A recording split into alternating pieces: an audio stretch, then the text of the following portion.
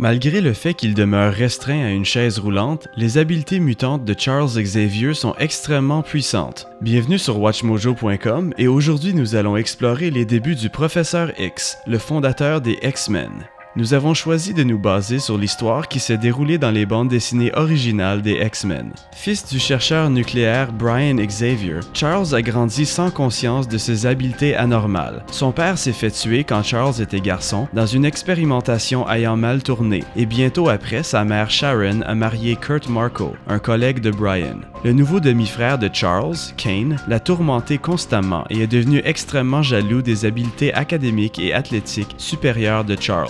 Kane a éventuellement découvert un rubis mystique qui lui a donné le pouvoir de devenir le Juggernaut, une brute surhumaine et un ennemi que le Professeur X et les X-Men combattront fréquemment dans le futur. Découvrant qu'il était un mutant, ainsi que son habileté extraordinaire de lire dans les pensées des autres, Charles a utilisé ses pouvoirs pour exceller dans tout ce qu'il essayait. Comme effet secondaire de ses pouvoirs, Charles a perdu ses cheveux quand il était encore jeune. Charles a rencontré Magnus pour la première fois en Égypte. Les deux ont passé beaucoup de temps à discuter les relations mutantes humaines, mais ont finalement découvert qu'ils ne s'entendraient jamais. Magnus est éventuellement devenu le plus puissant des ennemis de Charles et des X-Men sous le nom de Magneto. En tentant d'empêcher une invasion de la Terre planifiée par l'extraterrestre Lucifer, les jambes de Charles ont été écrasées en dessous d'un grand bloc de pierre, le rendant infirme à vie et le confinant à une chaise roulante. Suite à cet événement, Charles est retourné aux États-Unis pour poursuivre un doctorat en anthropologie et pour étudier la psychiatrie et la mutation. Charles a ensuite commencé à inscrire des jeunes mutants dans une nouvelle école dans le but de leur apprendre à utiliser leurs pouvoirs pour le bénéfice de l'humanité, nommant ses élèves les X-Men à cause de leur habileté extra que les humains normaux n'ont pas. La première classe de ses élèves super-héros comprenait Cyclops,